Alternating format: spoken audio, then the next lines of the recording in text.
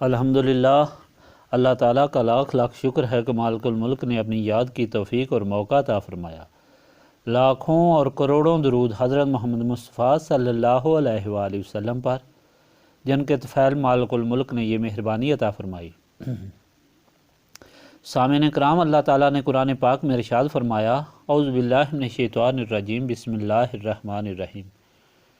اور جب موسیٰ نے اپنی قوم سے کہا کہ اے قوم، بے شک تم نے اپنے اوپر بڑا ظلم کیا کہ تم نے بچھڑے کو معبود بنا لیا، تم اللہ تعالیٰ کی طرف رجوع کرو اور اپنے نفوس کو قتل کرو، اور تمہارے لیے پیدا کرنے والے کے نزدیک یہی بہتر ہے۔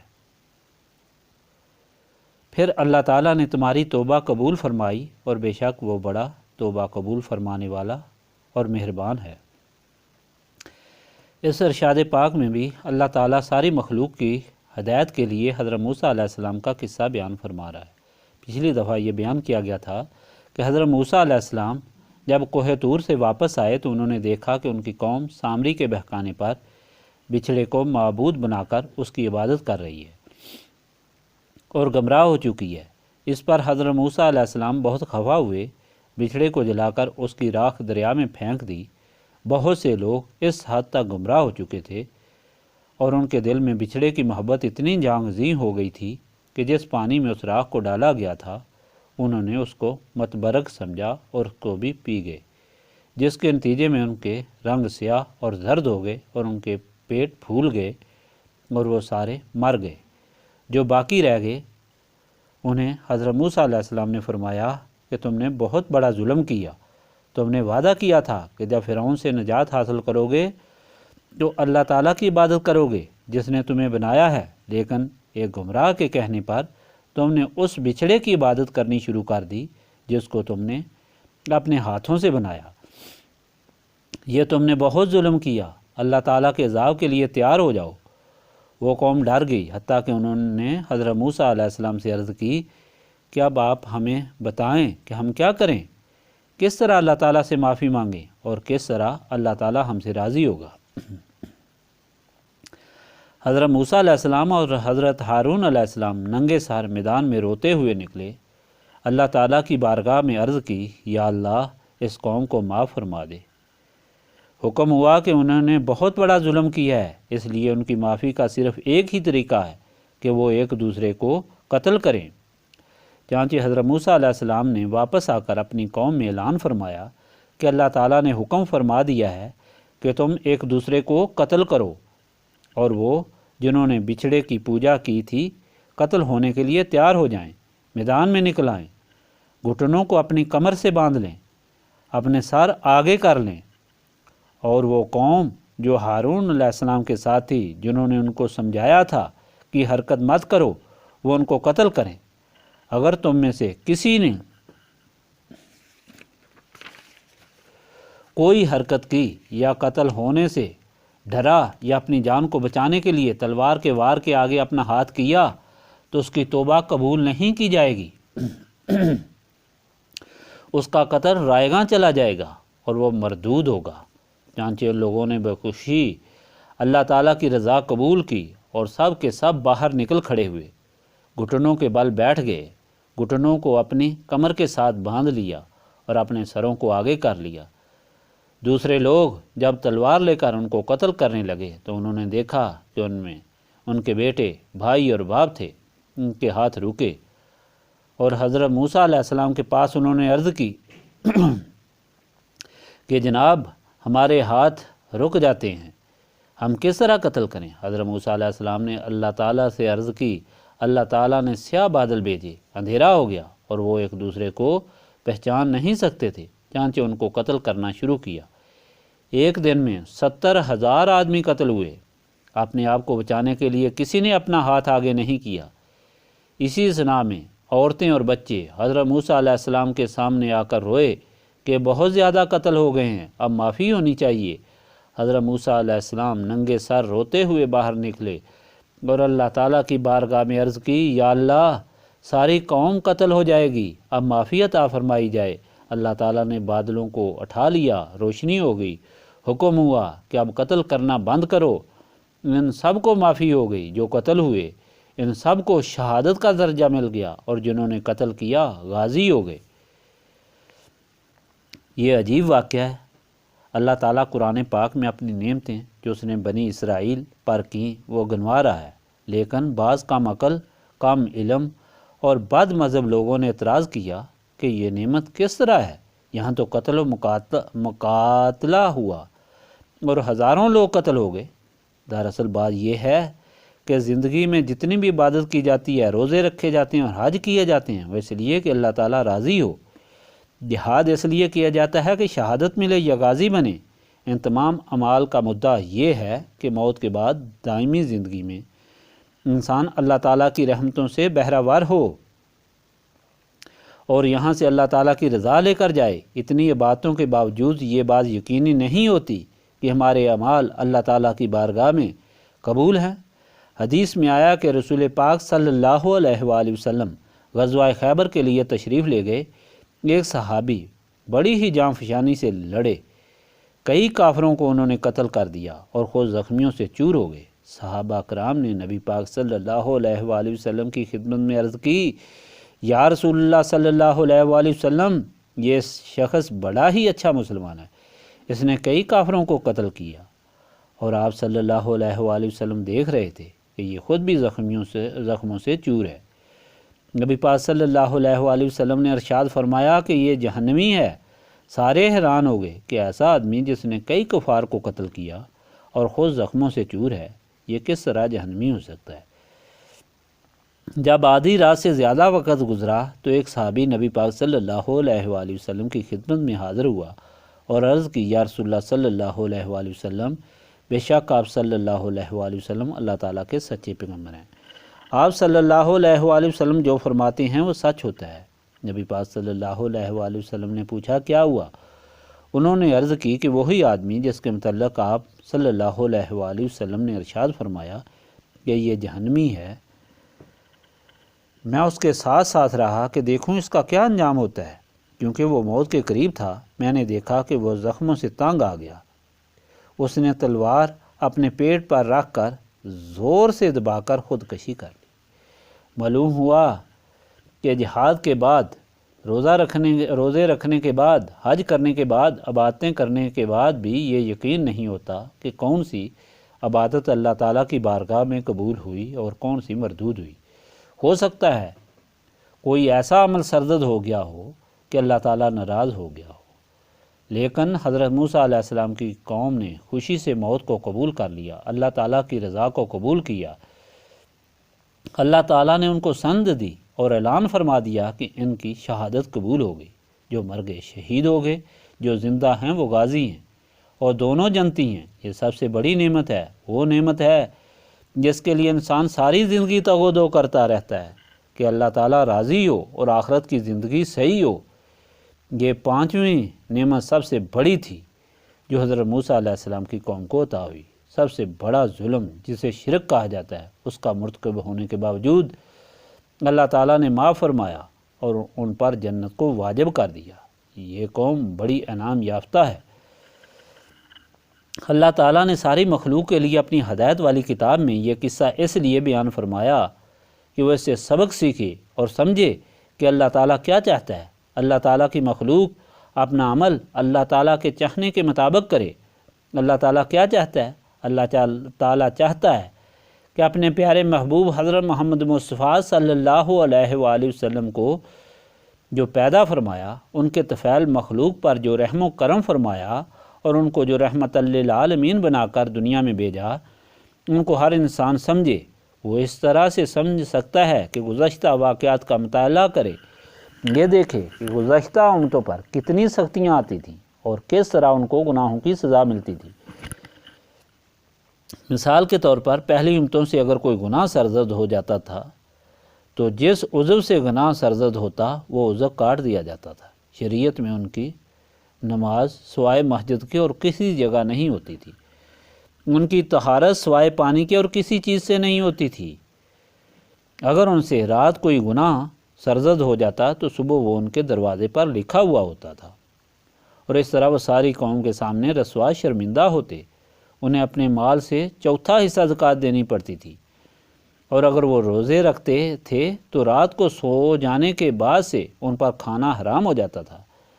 ایسی سختیاں اور ایسی مشکلات سے وہ قومیں گزری تھیں، لیکن نبی پاک صلی اللہ علیہ وآلہ وسلم جن کے لیے مالک الملک نے ساری کائنات بنائی، ان کے متعلق اللہ تعالیٰ نے ارشاد فرمایا کہ اللہ تعالیٰ نے مومنوں پر بہت بڑا احسان فرمایا کہ ان ہی میں سے ان کے لیے رسول کو مبعوث کیا۔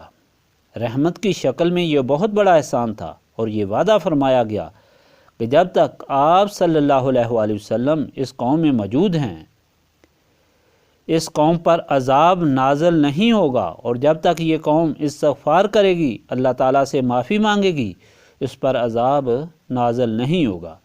یہ اللہ تعالیٰ کی بہت بڑی مہربانی ہے۔ نبی پاک صلی اللہ علیہ وآلہ وسلم کی حدیث پاک ہے کہ جب کوئی شخص گناہ کرتا ہے پھر استغفار کرتا ہے تو اللہ تعالیٰ اس کے گناہ کو معاف فرما دیتا ہے، اور اگر وہ استغفار کو جاری رکھے تو اللہ تعالیٰ اس کے گناہوں کو ڈھانپ لیتا ہے، یعنی دنیا میں جو بدنام مشہور ہوتا ہے لوگوں کے دلوں میں سے اس بدنامی کو دور فرما دیتا ہے، اور لوگ بھول جاتے ہیں کہ یہ گنہگار ہے۔ اگر پھر بھی وہ استغفار جاری رکھے تو اللہ تعالیٰ حضور پاک صلی اللہ علیہ وآلہ وسلم کے طفیل اس کے جتنے گزشتہ گناہ تھے وہ نیکیوں میں تبدیل فرما دیتا ہے۔ اللہ تعالیٰ کا یہ عظیم احسان ہے۔ ایک بار حضرت ابو ہریرہ نبی پاک صلی اللہ علیہ وآلہ وسلم سے رخصت لے کر اپنے گھر گئے۔ دروازے پر پہنچے تو دیکھا ایک عورت کھڑی ہے اور بہت رو رہی ہے۔ انہوں نے پوچھا کیا بات ہے؟ اس عورت نے کہا میں ایک سوال لے کر آپ کی خدمت میں آئی ہوں، کیا مجھے جواب دے سکتے ہیں؟ حضرت ابو ہریرہ نے فرمایا کہ کیا سوال ہے؟ اس نے کہا مجھ سے بہت بڑا گناہ سرزد ہو گیا ہے، اس کے بعد مجھ سے یہ گناہ بھی سرزد ہوا کہ جو بچہ مجھ سے پیدا ہوا میں نے اس کو بھی قتل کر دیا۔ اب میں اپنے گناہ پر شرمندہ ہوں، میں معافی چاہتی ہوں اور توبہ کرنا چاہتی ہوں کہ اللہ تعالیٰ مجھے معاف فرما دے گا۔ حضرت ابو ہریرہ نے فرمایا ہرگز نہیں، تم نے بہت بڑا ظلم کیا ہے، یہ بہت بڑا گناہ ہے، تمہیں کسی صورت بھی معافی نہیں ہو سکتی۔ وہ عورت روتی ہوئی اور فریادیں کرتی ہوئی چلی گئی۔ حضرت ابو ہریرہ جب واپس نبی پاک صلی اللہ علیہ وآلہ وسلم کی خدمت میں حاضر ہوئے اور سارا ماجرا عرض کیا، نبی پاک رحمت للعالمین نے ارشاد فرمایا ابو ہریرہ تم نے بہت بڑا ظلم کیا، کیا تم کو معلوم نہیں کہ اللہ تعالیٰ نے فرمایا ہے، اللہ تعالیٰ نے نبی پاک صلی اللہ علیہ وآلہ وسلم کو فرمایا کہ آپ صلی اللہ علیہ وآلہ وسلم میرے بندوں کو بتا دیں کہ جنہوں نے اپنے اوپر ظلم کیا ہے، گناہ کیا ہے، وہ اللہ تعالیٰ کی رحمت سے مایوس نہ ہوں، بے شک اللہ تعالیٰ سارے گناہ معاف فرما دیتا ہے، بے شک وہ بخشنے والا رحم فرمانے والا ہے۔ حاضرین مجلس، اس طرح کئی آیات اور احادیث پاک ہیں جن سے یہ ثابت ہوتا ہے کہ اللہ تعالیٰ نبی پاک صلی اللہ علیہ وآلہ وسلم کی امت پر کتنا مہربان ہے، کتنا رحم و کرم فرما رہا ہے، اور یہ رحم و کرم، یہ مہربانیاں صرف نبی پاک صلی اللہ علیہ وآلہ وسلم کے طفیل ہیں، اس لیے ہم جتنا شکر بھی ادا کریں کم ہے۔ ہمارا ایک بال اگر لاکھوں کروڑوں بار شکر ادا کرے کہ اللہ تعالیٰ نے ہمیں اس امت میں پیدا کیا ہے، نبی پاک صلی اللہ علیہ وآلہ وسلم کے غلاموں میں پیدا کیا ہے، تب بھی ہم اللہ تعالیٰ کا شکر ادا نہیں کر سکتے۔ اس لیے ضروری ہے کہ اس شکر کو ادا کرنے کے لیے ہمارا سارا وقت نبی پاک صلی اللہ علیہ وآلہ وسلم کی محبت میں اور غلامی میں گزرے۔ ہر وقت ہمیں یہی خیال رہے کہ ہماری زندگی، ہمارا آرام، ہماری خوشی، ہماری دولت، ہماری جان، ہمارا مال، سب کا سب نبی پاک صلی اللہ علیہ وآلہ وسلم پر قربان ہو۔ ہم نبی پاک صلی اللہ علیہ وآلہ وسلم پر ہی درود بھیجتے رہیں اور حضور پاک صلی اللہ علیہ وآلہ وسلم کے طفیل ہی اللہ تعالیٰ سے رحم و کرم مانگتے رہیں۔ ایک اور بات اس قصے سے سمجھنے والی ہے کہ حضرت موسیٰ کی قوم نے اپنے آپ کو قتل کے لیے پیش کیا۔